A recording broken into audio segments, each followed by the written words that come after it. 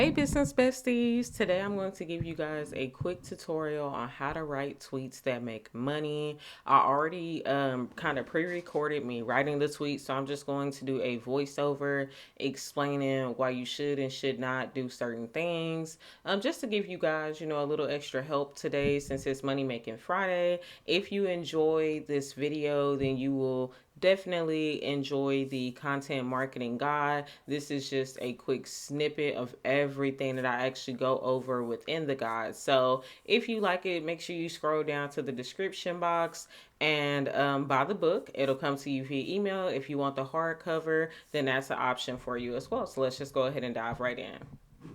So in this video for how to write tweets that make money, I'm going to give you 4 examples of the wrong way and the right way. And then at the end, I'm going to give you a section of notes. And then I'm also going to give you a section of things to avoid when you're trying to create content to actually make money. So the thing that inspired me to actually make this video was that I was talking to my little sister and I was just like, I don't understand when people are like, they don't know how to make content. It's just as simple as sitting down and writing it out. And she was explaining to me that when she felt lost on it, she was having a hard time understanding what to write that would make money, like the formula to follow, the best practices to use. Like anybody can sit down and write tweets. Creating tweets is easy, but not everybody can sit down and create tweets that make money. Not everybody can sit down and create tweets that actually lead to a formula and that actually work towards a bigger process. So that was kind of my inspiration for making this video. So the first example that I actually provide, I always start off with the wrong type of tweets to make. And the first example was, I'm having a sale. Let's see. Let me try and pull it up on my laptop so that I can have it in a separate screen.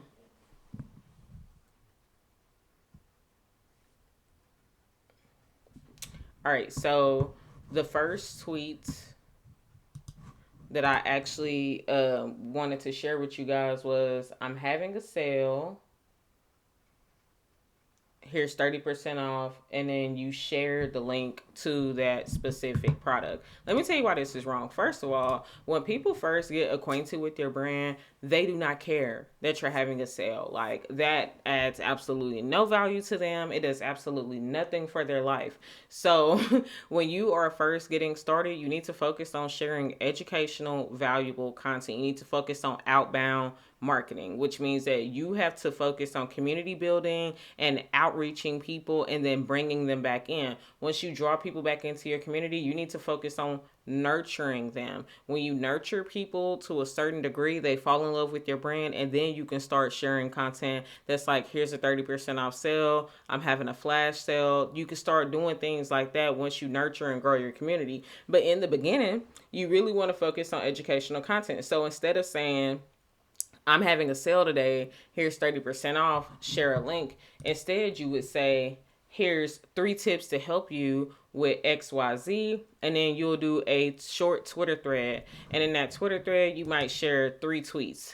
So anytime you see in this video where I put like T1 period, T2 period, T3 period, that means tweets. Now, you don't have to follow my exact model for creating Twitter threads, but it will be very helpful to you. And this is how I grew my following to almost 16,000 people over the last couple years, and how I keep my followers engaged. And then after you share that Twitter thread within the same thread, then you're going to convince people to buy your product for you. Now, when you are sharing these tweets, you want to make sure that they are actually meaningful things. Like, you don't want to just share BS tweets. You want to make sure that there are things that actually add value to your customer's life. When it comes to sharing your call to action, make sure it is strong. Make sure you come up with a good offer. Use trigger words. If you don't know where trigger words are, look them up in marketing. Make sure you research the words that you need to avoid in marketing as well. Really take the time to sit down and research how to do this. Stop saying, I don't know how to do this, and then just not doing it. That is not an excuse to not get things done. If you want to make money, you will learn how to do the things that I'm showing you how to do in this video today. So that's example one. So in summary, avoid in the beginning when you don't have a large following, and even when you do have a large following, you don't want to do this all the time, but avoid in the beginning of being like, I'm having a sale, here's 30% off. They don't care. They don't care. Instead, start taking the time to educate and nurture your audience and your community as you grow, so that you can nurture them and help people fall in love with your brand over time. It's not going to be an overnight process. So you need to accept that and then work towards creating the community that you want to have. In my next example, the wrong tweet example that I gave was, I'm 4 sales away from my goal today. Retweet to support me. Now, I don't think that everybody fully understands why this is not an appealing approach to take in business. Your followers don't care about your goals. Like, I don't care about your goals personally. When I'm on the timeline and I'm just scrolling and I'm literally like ignoring people who do stuff like this. You having a sales goal and announcing that to your followers does absolutely, positively nothing for them. It adds no value to their life. Why should they care if you meet your goals? Why should they care if you pay your rent this month? They don't care. They don't care. That doesn't help them. That doesn't solve their problems. That doesn't help them close their goal gap. It doesn't help them in the slightest bit. So instead of doing stuff like that, take the time to continue nurturing and providing value to your audience. So instead of doing this, again, I'm going to give you another example of a nurturing Twitter thread. So this time, instead of saying, I'm going to help you with XYZ, in this Twitter thread, you'll say something like, here's how to overcome XYZ by using XYZ. And in those XYZ spots, you'll insert your product. You don't have to use the exact name of your product just yet. But let's say you sell skin products, you say this. Here's how you can overcome dry skin this season by using shea butter. And then you'll drop down into a Twitter thread and you'll give them 3 tips on how shea butter can be used to actually nurture and replenish their skin. And then in the final tweet, or you can make this all in one tweet if you keep them short enough to fit into that 260 character count. And then in the second tweet of the thread, you can put your sales offer, a strong call to action, or you can say something like, this is the shea butter that I like to use. It keeps me nourished and moisturized all winter. You guys should definitely check it out. Here's a direct link to actually buy this shea butter right now. They're also having a 20% off sale. But do you see that? Like, you positioned it as a hack, you positioned it as an educational opportunity, and you got to promote your brand, and you got to teach your audience something at the exact same time. You got to kill 4 birds with 1 stone, and not once did you mention your own sales goal, because your own sales goal adds no value to your audience's life at all. Like, it literally does nothing for them. They literally do not care. They could go the rest of their life without ever hearing about your sales goal again, and they would not care. They do not care. Nobody cares. I need y'all to really understand this. And I'm not trying to be rude. I'm trying to be honest with you, from business owner to business owner. They don't care. We don't care. Nobody on the internet cares about your sales goal. They just don't. But what they do care about is you sharing valuable information to them. They do care about you educating them. They do care about you helping them solve problems that they have. And a lot of people have a problem with dry skin. A lot of people have a problem with hyperpigmentation. A lot of people have a problem with oily skin. Make content about the subjects that your audience cares about, and you'll start making the sales that you want to make. You won't have to announce that you 4 sales away from your daily sales goal. They don't care. They don't care. We don't care. Stop doing that. Leave that in 2020, like 2 years ago. Don't even leave it in 2021. Leave that in 2020. They do not care. We do not care. All right. So for the next example, I created this one for a book. So the wrong thing to say would be that I wrote a book, buy my book here. What does that do for your audience? What kind of image does that paint for them? What kind of value does that add to their life? Absolutely, positively nothing. It does nothing for nobody except you. It adds value to no one's life except your own. And that's not how social media works. Like, sure, you might get a burst in sales from doing something like this every now and then. But if you post content like this every day, I wrote a book, buy it here, nobody's going to buy that book. It does absolutely nothing for them. Like, it just doesn't. You might get a sale or two here or there, and when you first release your book, you might get some sales by doing that specifically. But over time, people are gonna be like, okay, we know you wrote a book. What's next? What else you got? What does this book even do for me? How does it even add value to my life? Whether you write business books or not, even if you don't write business books, you should still like tell stories from your book, share snippets, share quotes, and really paint a vivid image about the value that your book has. I've even seen people, they will go on these long exaggerated Twitter threads. They'll be like, story time on how I caught my husband cheating with the babysitter, and then at the end of the Twitter thread they'll be like, LOL, this is just my book. If you want to see how the story ends, you can grab the book here. And you can literally sell books like that, and you don't have to go viral to have a good story time either. So just keep that in mind. When I go into sharing the right things to do instead, I actually talk a little bit more about this. I say that you should tell a story, share something that connects to your audience emotionally, that is relevant to the book, paint a very clear image of the value of the book. And then after you do that in the initial tweet, then you want to share a link to your book with a strong call to action, and go back to that story example I just gave you of how somebody personified their book, and they were basically like, this is something that I went through, and let me share the story with y'all. Let's be messy. Let me make y'all laugh. Let me keep y'all intrigued. And then they'll be like, oh, well, if you were this good at telling a story via Twitter, then you'll be bomb at telling a story via book.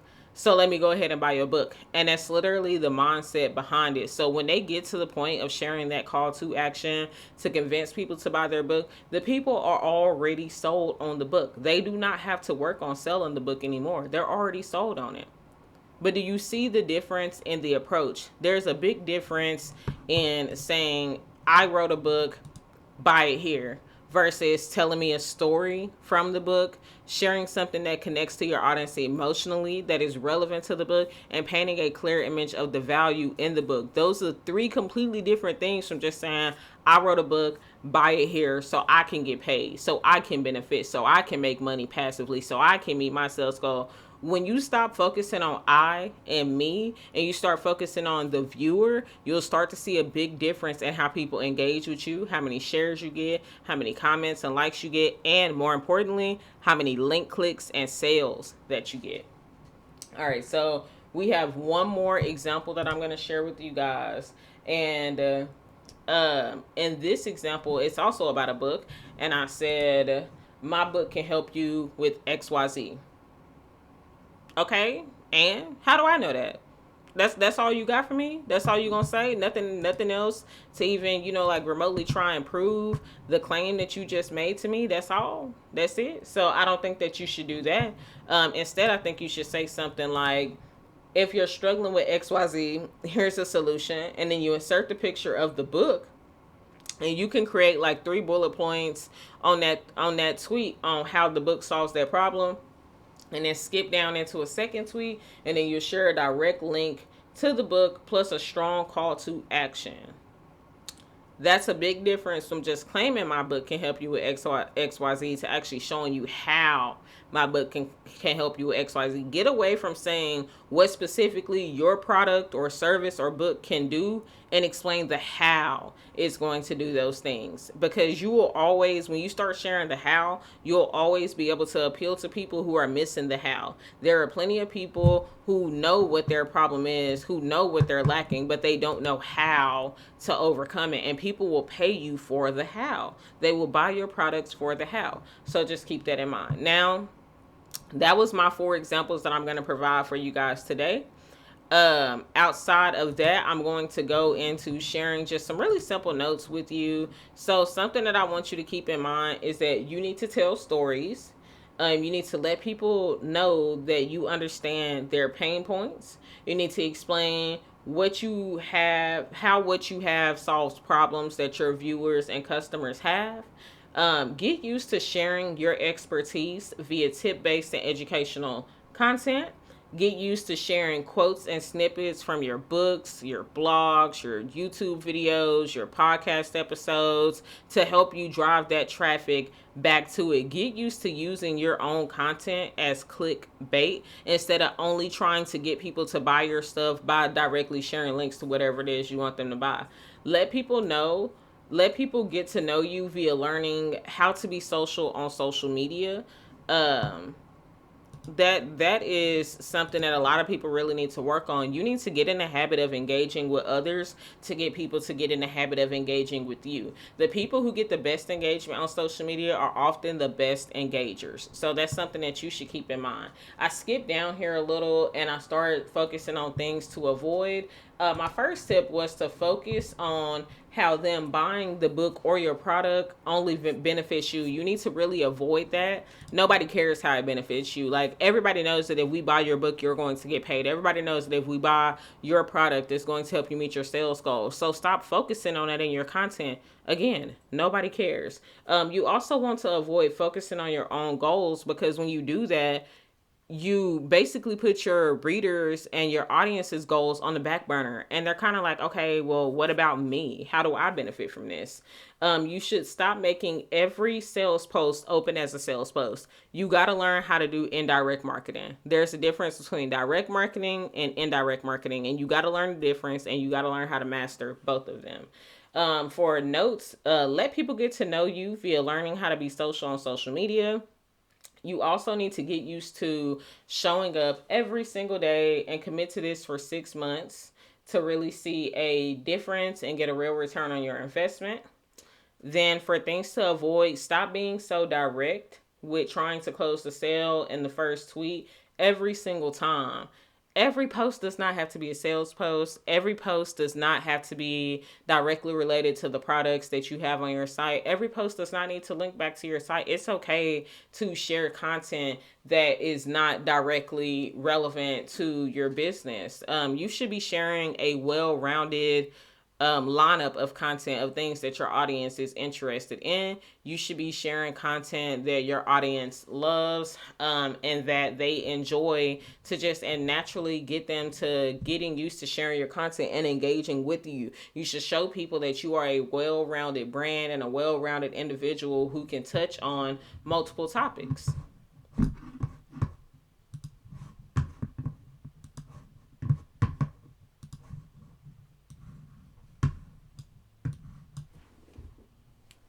So now that I've gone over with you the best content practices, I've given you some examples. I've even shared some of my favorite notes with you and some things to avoid. Comment down below and let me know how this added value to you. Share this on Twitter. Tag me at Touch by Todd, and make sure you like this video and subscribe to my YouTube channel if you want to see more content like this. I do share content weekly now, as far as Shopify hacks, content marketing hacks in general. I'll also be sharing like more story times. So make sure you go to my page and check out all the other videos that I've posted this week so far. As always, business besties, I'll see you on the timeline, and I look forward to seeing your new business's content.